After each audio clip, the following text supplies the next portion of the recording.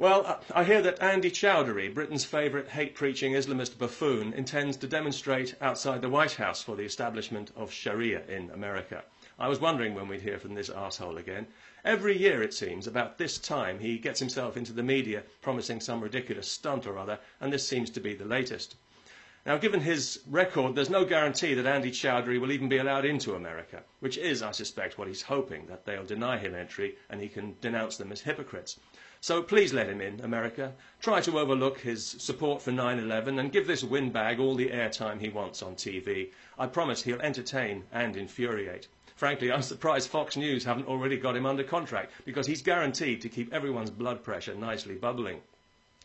Let him tell you how much he hates America, how Americans are the world's greatest criminals, and how the flag of Islam will fly over the White House. Indeed, some would argue that it's already halfway up the flagpole under this administration. And make sure you call him Andy. He absolutely hates that, because it reminds him of who he really is, a middle-class Pakistani boy from Welling with too much time on his hands. Oh, and just for the record, he's not an imam or any kind of authority on anything except scrounging benefit money from a state he claims to despise. He's just a guy off the street with a big mouth and mental problems who's managed to gather a little gang of like-minded casualties around him, and he represents nobody but himself and this little group of hysterical, swivel-eyed, bearded muppets. Here in Britain, Andy Chowdhury long ago transcended the status of mere laughingstock, thanks to a tabloid press that gleefully gives him all the coverage he wants, mainly because it's easier than journalism.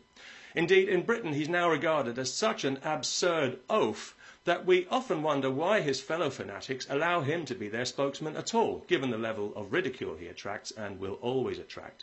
They may be insane, these guys, but they can't all be stupid. Some of them must be wondering, how come this fat bastard gets all the attention and not me? I'm a better Muslim than he is. I didn't spend my youth drinking, taking drugs and chasing women, and I certainly wouldn't draw the level of ridicule he does. Nobody would.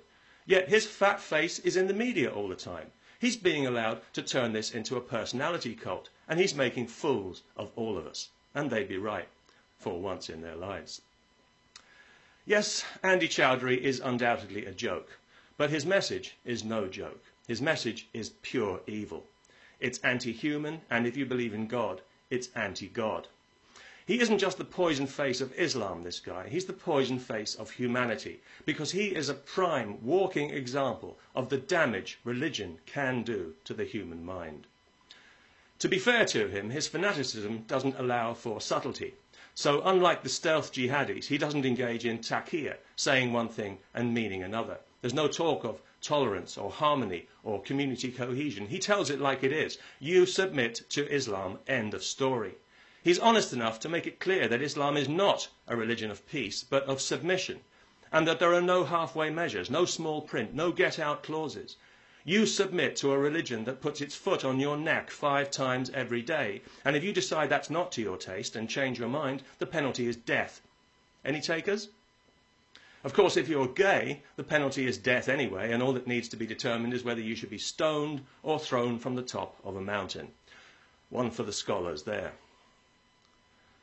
The Muslim Brotherhood front groups, who claim to speak for all Muslims in the West, are embarrassed by Andy Chowdhury because his manifesto is exactly identical to theirs, only Andy lays it bare for all to see, which is not what they want at this stage.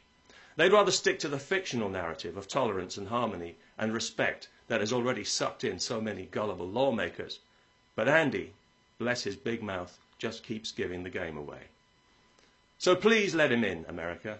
You'll be doing yourselves and everybody else a big favour if you do. Let him take his little gang of fuzzy-faced freaks and social misfits to the White House and let them demonstrate to their heart's content, on live coast-to-coast TV if possible. Let them call for Sharia with its brutal punishments, denial of rights for women, death for gays, and the whole grim catalogue of barbarism it represents.